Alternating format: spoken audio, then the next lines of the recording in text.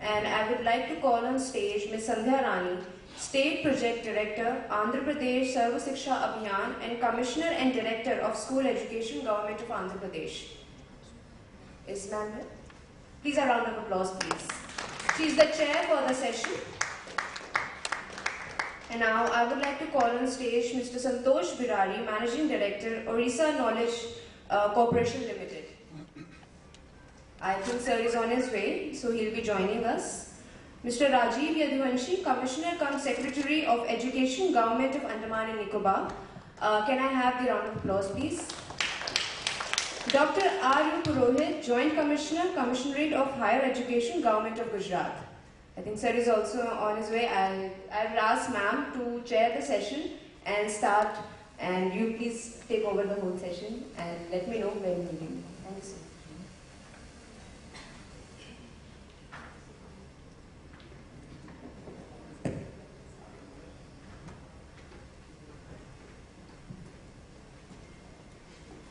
Good morning, everyone.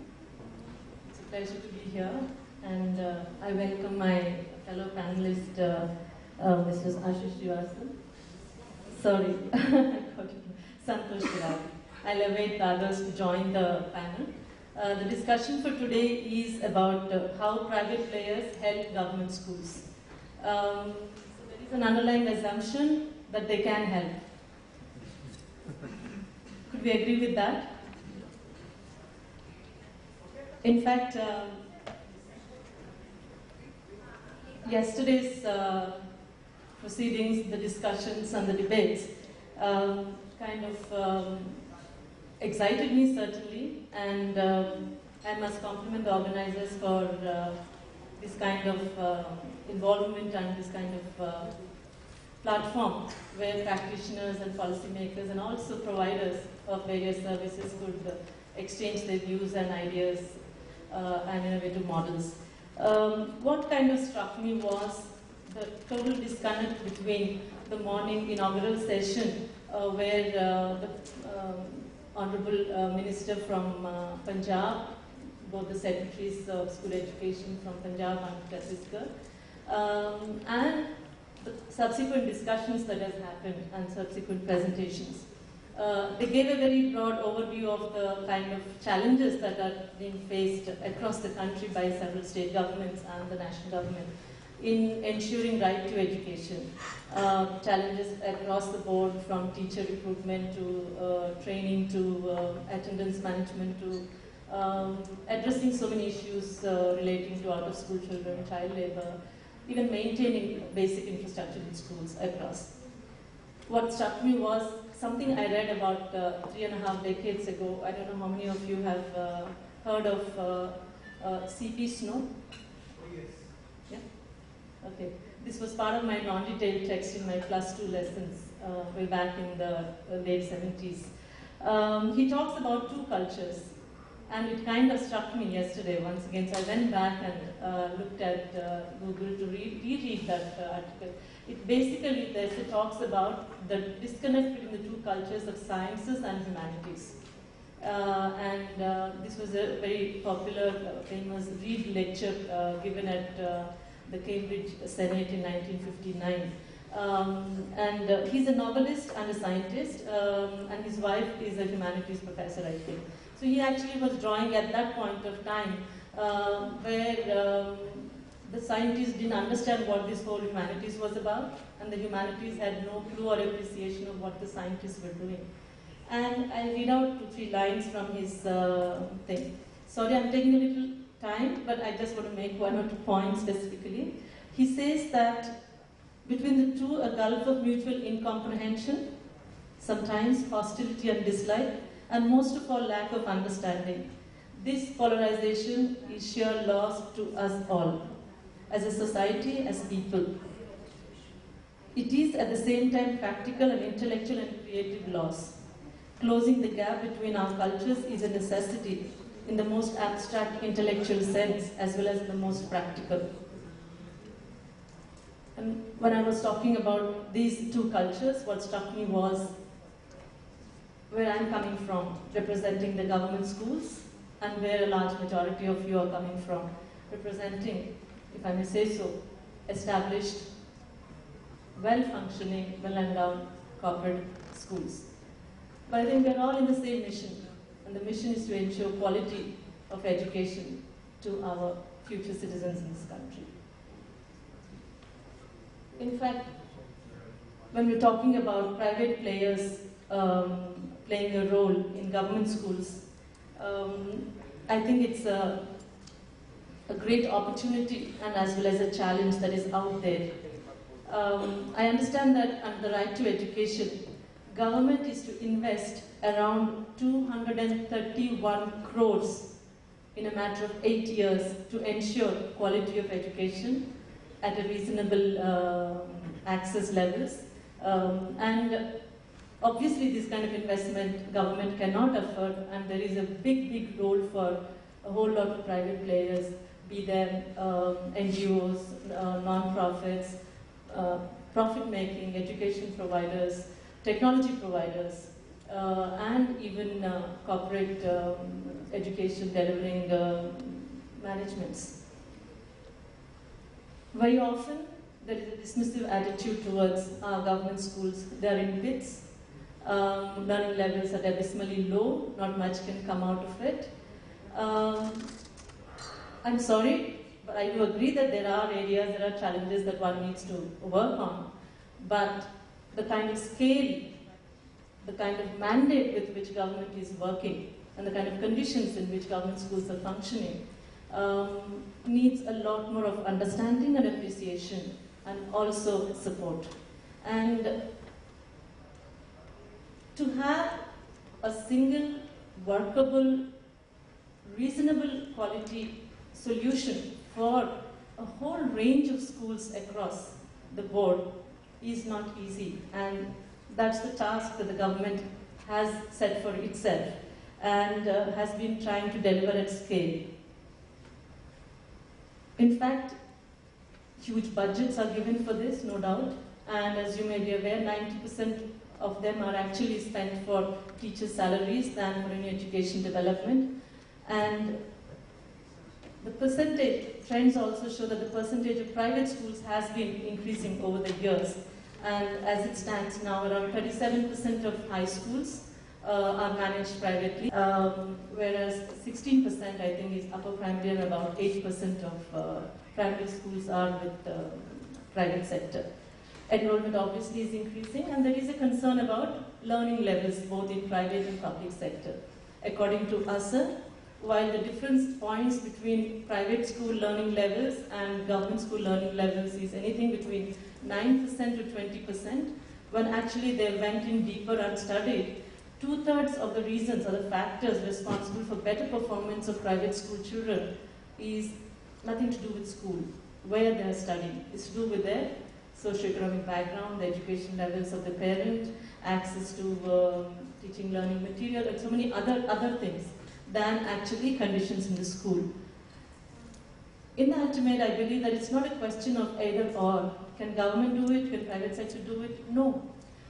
Each of us have specific abilities and specific skills and capacities that I think need to be brought to the table to make it a worthwhile exercise for the children to go to government schools and study. And in terms of, there was another observation yesterday, in terms of community involvement in government schools. Why is it, I think one of the participants asked the question, why is it that you're not able to ensure teacher accountability in schools? Yesterday, one of the questions. And it's a question that keeps going in all our minds. Why is it the quality in government schools is not improving or cannot be improved? What is one of the reasons? In my mind, one of the major reasons is involvement of parents and involvement of community at large. Unlike in private schools where you pay for it or you go demand for it, in government schools a lot is left to within the school management and probably supervisors is away from the school. But where the community gets involved, where the school management committee is very active, where the donors, I'm sure my colleague from the government will agree with me that where the school management committee is very active, the general performance of the school there is very high, and the student learning levels are also higher comparative to other schools. So it is a matter of getting connected to the local school, and there are different ways of getting connected. And where the private players, particularly whether it is from the community, from the NGOs, or from private schools. There are, of course, full-fledged PPP models. In fact, in the 12th plan, there was an elaborate committee that looked elaborately into various issues and suggested various models. I think in Punjab and also to some extent in Andhra Pradesh, there are secondary schools that have actually are being managed under this PPP model. And of course, there are second level is about infrastructure support to government schools, whether it is compound walls or additional classrooms or toilets or furniture or digital learning material. And in this, you actually, for example, in a state reasonably well developed as in Andhra Pradesh, 50% of schools do not have compound walls. And which means that it's very difficult to take care of the basic maintenance, ensure safety of the equipment that is supplied to the school, and also to have the environment of a school. This is a typical example that I'm giving. So there is definitely a need for infrastructure support, whether either through a CSR. Recently, in fact, around 13,000 toilets are constructed in Andhra Pradesh. And I think across the country, around 2.5 lakh toilets are constructed with the support of corporates and public sector undertakings. And we're actually talking about basic minimum toilets under the Swachh Vidyalaya movement. So there is a scope for involving and improving the infrastructure in schools. The third, and in fact, I think it's the 3 and 4 are more important in terms of institutional capacity building. And specifically what I have in mind is the teacher education related interventions, particularly the role of State Council for Education Research Technology, Research and Educational Research, and also the DIETS, what we call the District Institute for Education and Training, in terms of curriculum development, in terms of technology utilization, and in terms of actually building capacities. There is plenty to do as far as these institutions are concerned. The fourth one, which I was mentioning, and what I was learning since the last, this day, yesterday and today, is the technical and the managerial expertise that comes from private sector. And this, I think, both at the institutional level and at the strategic level, there is a tremendous scope for government schools to learn from and to adapt, particularly in terms of school management, in terms of midday meal management, skill training, student assessments, teacher motivation and support services, teaching and learning tools, and of course digital learning and technology modes. What struck me was the need for global to local.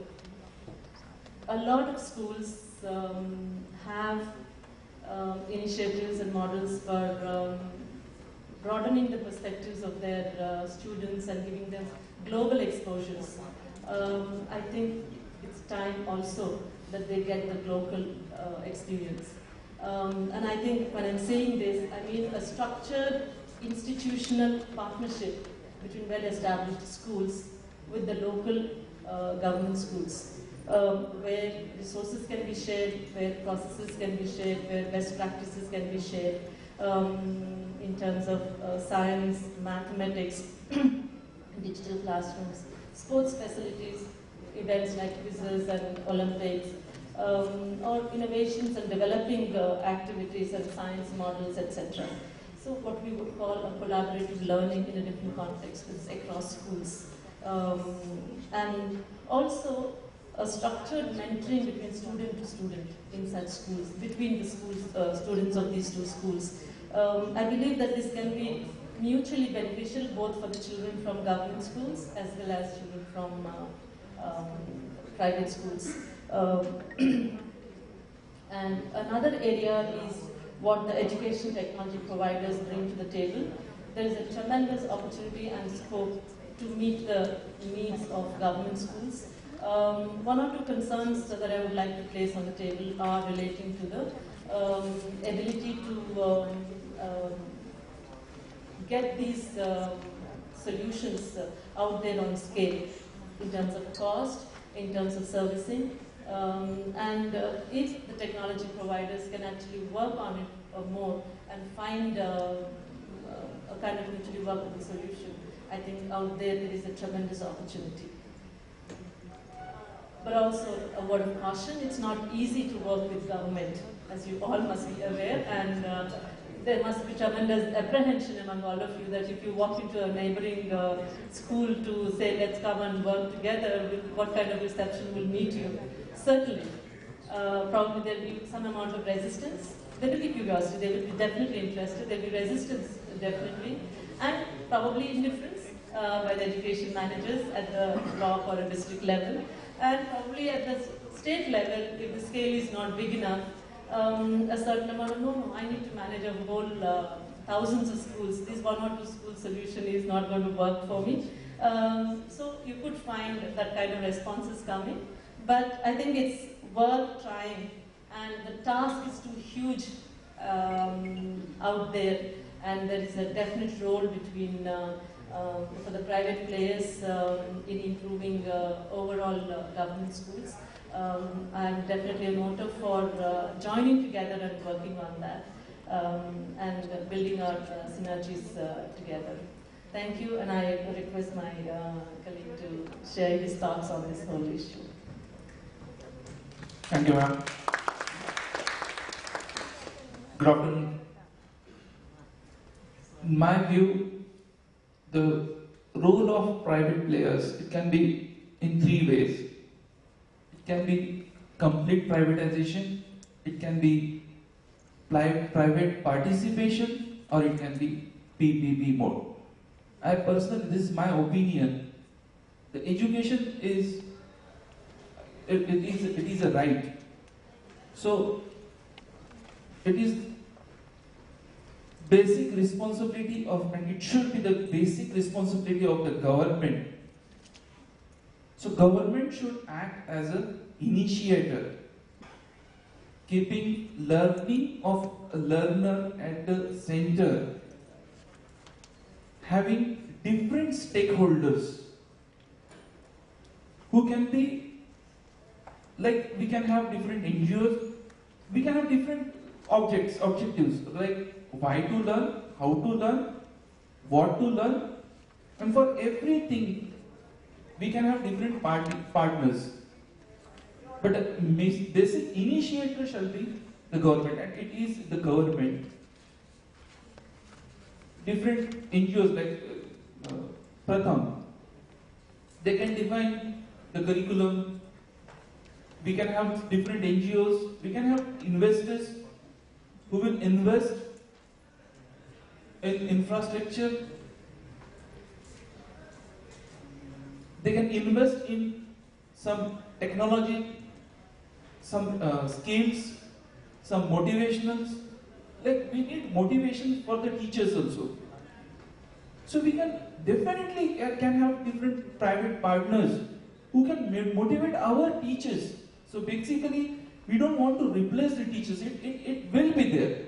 What we want is different means, different supports from different organizations who can be our partners.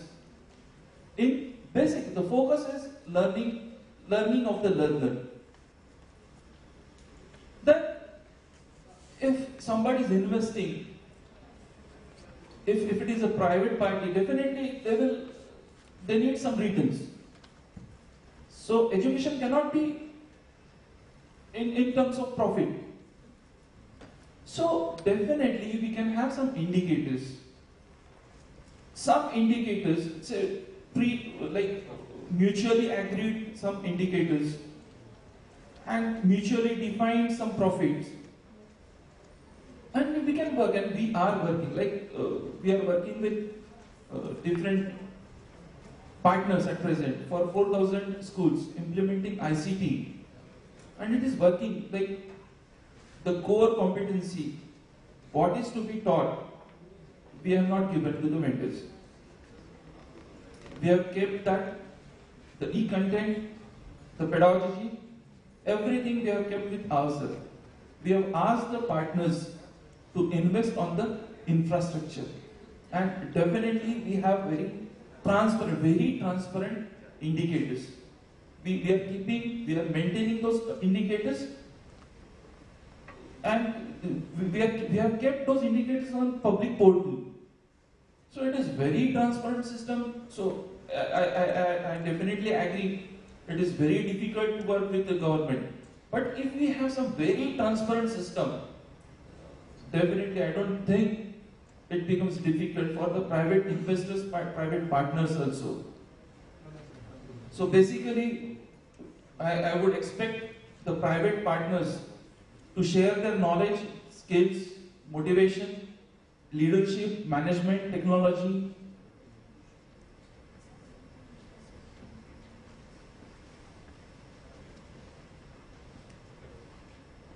We have included some PPP model also. At present, we are working with all the three models.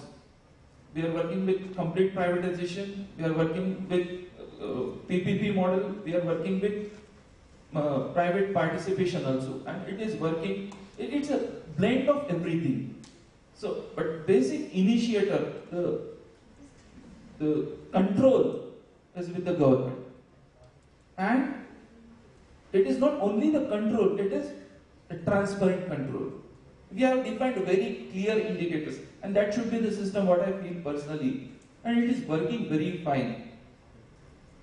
So,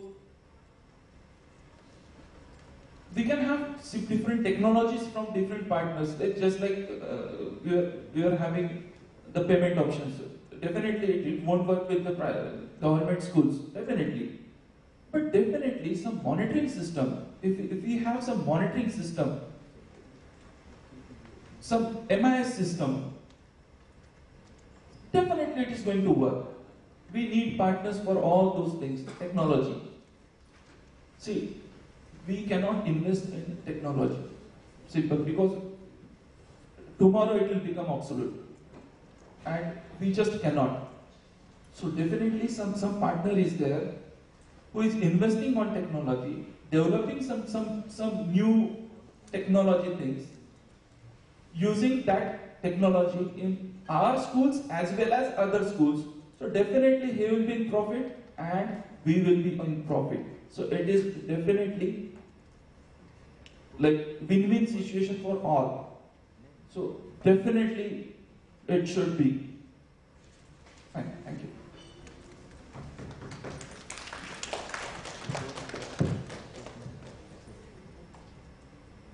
In fact, the new education policy is thinking of expanding the mandate of the government by including pre-primary as well as secondary education as compulsory right to education under the Right to Education Act. So there is a proposal for modifying the same. So which means the mandate of the government is definitely going to increase manyfold. So even in this context, and also in terms of no detention policy, there is very serious consideration that it should be changed. So the new technologies related to assessments, I think is one area that can actually support government systems. In addition to what Santoshi was mentioning about monitoring systems, strategic inputs to the district education managers or to the state education managers in terms of building their capacities and providing tools for closer monitoring of schools definitely will be very helpful. And I'd like to get some feedback from the participants about how they view this whole issue of private players playing a role in government schools. Can I have the lights on since there's no presentation? Hello. I'm Rajiv from Bhatinda. Basically, we are running AP International School in Bhatinda, and we are doing whatever you are expecting. We are doing, even we had celebrated this 15th of August jointly with government school. we are giving spoken English training to army people also. So I called army people to train my school students and the nearby government school students for the parade and for the other activities like PT and all. And even government, we call government school teachers as for judgment if there is any contest in our school, and they call us for judgments and for motivational classes for teachers and students. We do career counselings in nearby government schools. You can say 10 to 15 government schools which are nearby to our school. We are doing this whatever you are expecting. And if this will happen, and lot of governments, even I am from a private sector. When I go here and there in the market, government school students used to wish me and they said, "Sir, you told us to do this. That's why I am doing this now." And I am getting lot of respect from government school students. I don't know their faces because they are not from my school, but whenever I am in the market or in the train or in the buses, they used to recognize me and they used to give me respect. They used to पैर छूना और वो सब जो करते हैं, मतलब they are not my school students, but they are giving lot of respect, and I am not taking any money from anybody, from any government schools, because they have lack of funds. Fine, but whatever they are giving us in response, that is giving me more satisfaction than money. Very good. Really good to hear that. Good afternoon, everybody. As what Ma'am and Sir has said, the cooperation of the private schools or the private sector with the government, government schools. Number one is, I somehow do not agree to this, that the government schools really run short of so many shortcomings which are usually pointed out. I feel they have plenty of resources. The government has plenty of resources, but the problem is the resources are actually not being used properly. Half of them, rather I should say, I should be excused for that, but I feel somehow majority of it is being misused. But forgetting about that, talking about how as a private school, we are two of us are representing over here from Rajasthan, from Jaipur, from a private school, Subodh Public School, Rambagh. We have a system of a community development program, whereby the vision and the objective is each one to help one.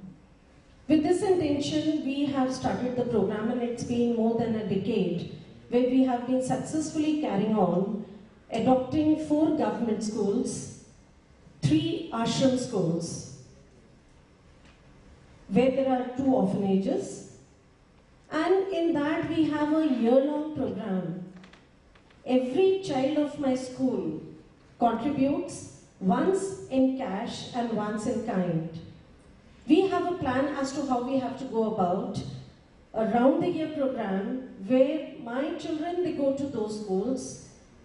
Whatever money is being collected, we first ask these government schools as to what are the requirements.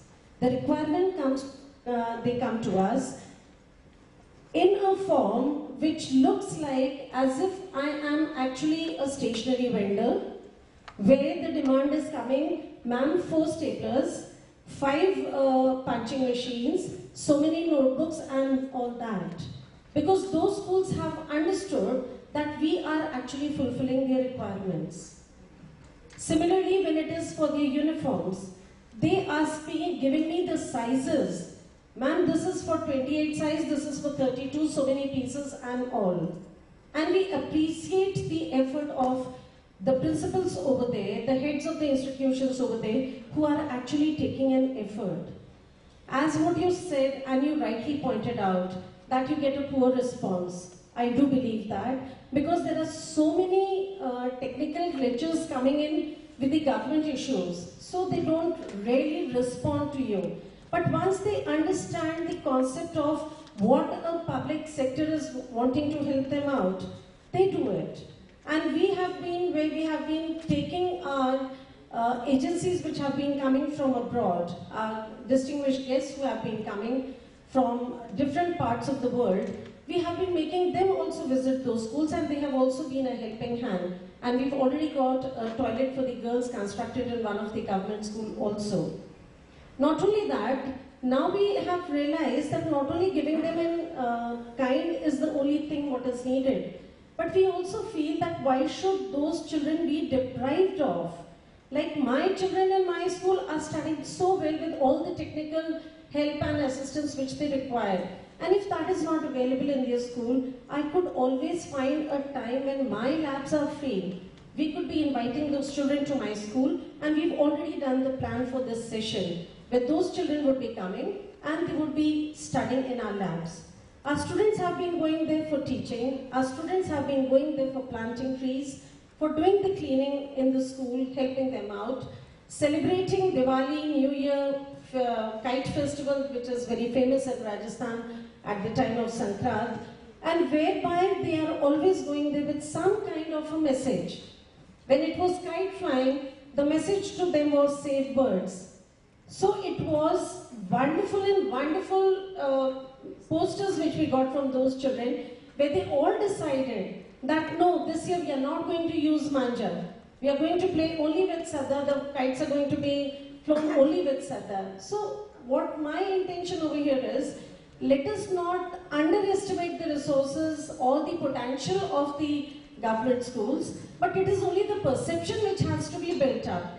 And I feel all those sitting at the helm of affairs in the government institutions, they need to motivate their employees, the government employees, that they too have a better perception. So that if they have a good perception, definitely they would be looking forward for better things, and the system in the government schools would be better. And none of us sitting in such a big crowd would be saying that the government teachers are so poor or the system out in the government schools are so poor. I'm sorry if I've offended anyone. Thank you so much. Thanks for sharing your views so candidly. If I've given an impression that government schools are short of funds, no. That's not the view. I'm sure certainly Santoshi also won't agree with that. It's not about short of funds. In fact, what I'm saying is not about infrastructure. It's more management abilities, capacities for better teacher learning and teacher education. These are the kind of things that are more required to come in to improve overall quality in the system. I'm very glad to hear specific examples of how your school is collaborating with your neighboring schools. That's wonderful, and I'm sure it has been a very enriching experience for both of you, your school and your students, as well as the government school and students. But the essential challenge is on how do we actually scale these kind of initiatives. There could be an NGO working in about 20-30 schools or in about 2-3 blocks. Wonderful models. And you may also be aware about the kind of work Ajin Premji's Foundation is doing in terms of teacher education and building the capacities of district Institute for Education Training in about 6-7 states they are working on. But the need is so huge, and scaling these wonderful models is such an urgent requirement, and I think that's where we all need to put together our hands and come out with scalable models.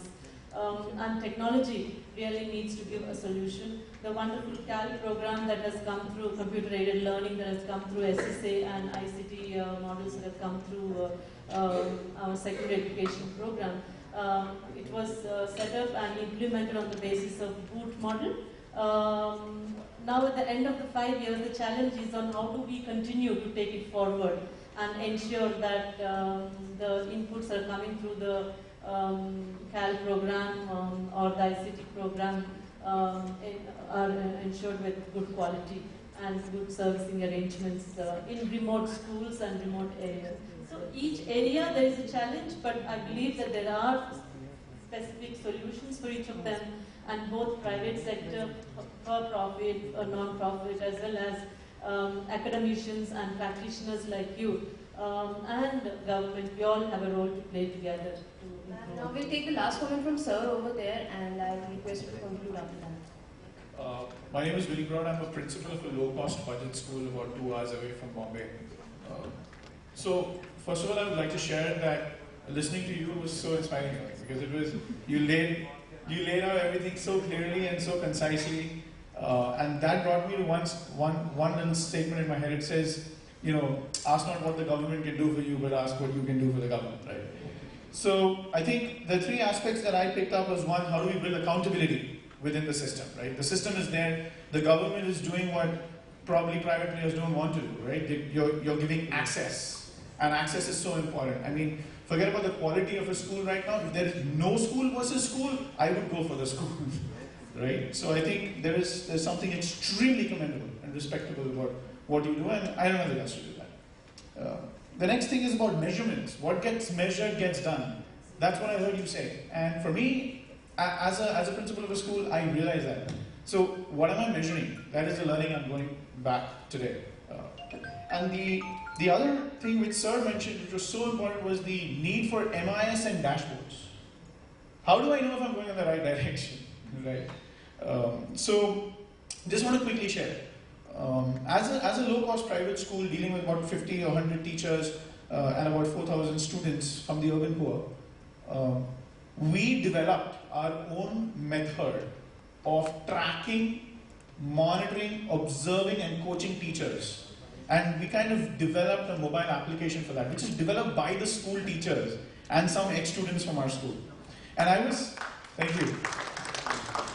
And every week a teacher is observed in our school. That's called Project Rise.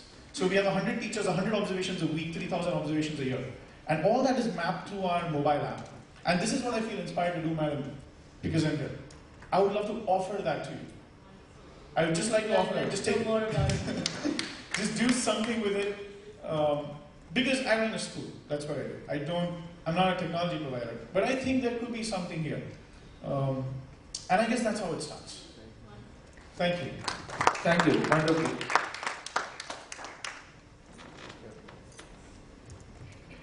Thank you very much. It's been a very interesting interaction. Thank you. And I would ask Ms. Seema to please come over on stage and give a token of thank you to our esteemed speakers.